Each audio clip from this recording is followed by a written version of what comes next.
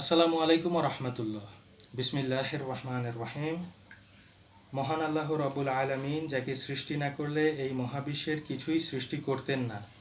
মহান আল্লাহ রব্বুল আলামিনের প্রিয় হাবিব, আখিরি জামানার সর্বশেষ নবী ও রাসূল, সর্বশ্রেষ্ঠ মহামানব, দোজাহানের বাদশাহ, বিশ্ব নবী, বিশ্ব নেতা, সর্বশ্রেষ্ঠ মানব শিক্ষক, সর্বশ্রেষ্ঠ বিজ্ঞানী, যিনি এই পৃথিবীকে সভ্যতা শিখিয়েছেন এবং তার নিজের জ্ঞানের আলোয় আলোকিত করেছেন, আমাদের মুসলমানদের প্রাণের চেয়ে প্রিয় নবীজি হজরত আহমদ মুস্তফা সাল্লাল্লাহু আলাইহি ওয়াসাল্লামের 12ই রবিউল আউয়াল 570 খ্রিস্টাব্দে পবিত্র মক্কা নগরীতে জন্মগ্রহণ করার মাধ্যমে পৃথিবীতে আগমন করেন।